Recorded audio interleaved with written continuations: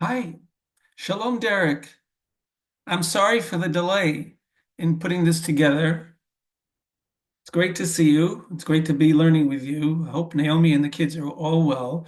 We're doing okay. We're just adjusting little by little. I've been thinking of you during this challenging time, so I wanted to present to you a Mishnah that you and I can learn together, and then you can go back to it at any time. So this way, instead of it being a one-shot deal, you'll have it and you'll be able to go back to it. So let me share my screen with you. And here we are. There's our Mishnah. Okay. Now, this Mishnah I have here is in memory of your dad, Pinchas ben Mordechai Chaim, Peter Mazer. And therefore, I found a Mishnah with Rabbi Pinchas in it, in memory of your father. So here it is. I highlighted it. You can probably see it, I hope. I hope you're seeing it. I'm pretty sure you are.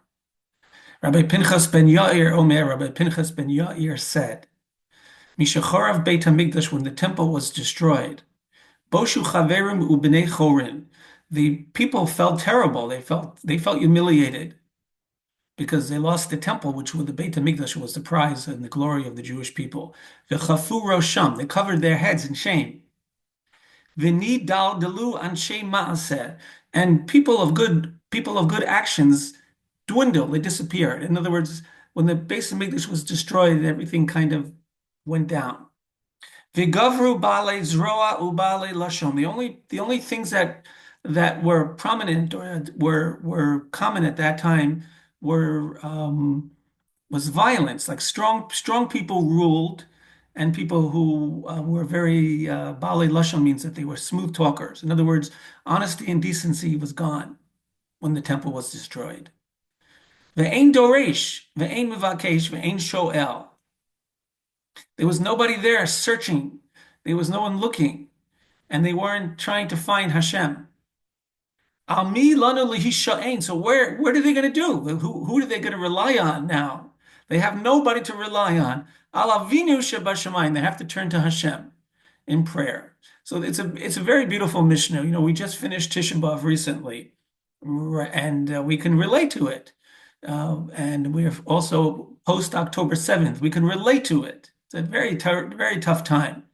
But when I think about your actions in the community, I got to see your actions in the community. You stood out as a person who was always interested in doing things in a proper fashion. And you stood up and you stood out and you spoke up for what you thought was the proper fashion, what you thought was the proper way to live as a Jewish community. I give you a lot of credit. You stood out. There weren't that many who really stepped up.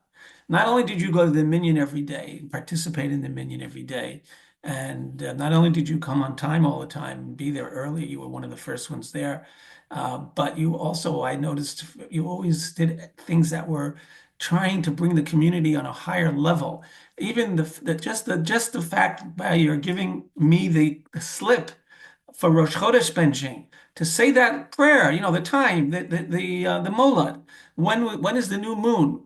The custom they weren't saying it at Beth Tikva. It kind of disappeared, but you brought it back and you did so much. You stood up for what was right. You stood up for what you thought was important. You didn't play games. Anyway, I wanted to say that this is a tribute to your father, Pinchas. So you are a tribute to your father. Your wife is a tribute to your father, and your children are. Your wonderful children, wonderful family. So I feel that Dollard is fortunate and blessed to have you there. I hope that the neshama of your father, Pinchas, will live on. Anytime you can just take this Mishnah out and just read it. And just read it, and you can learn it, and you can even memorize it. You teach it to your kids. It's a beautiful message. The message is that somebody has to speak up, someone has to do something. We have to rely on God when there's no one else around, and then we have to rely on God. But hopefully, there's a few people around, like you, like Naomi, like your kids, like the people that you hang around with, people that you invite to your home, the people that are on the right track. Hashem should give you strength. This is just the beginning. I look forward to being in touch with you. I can talk to you more. I finally got to see Boynton Beach, and there's a lot to look forward to. Hatzlacha, stay strong. We'll be in touch.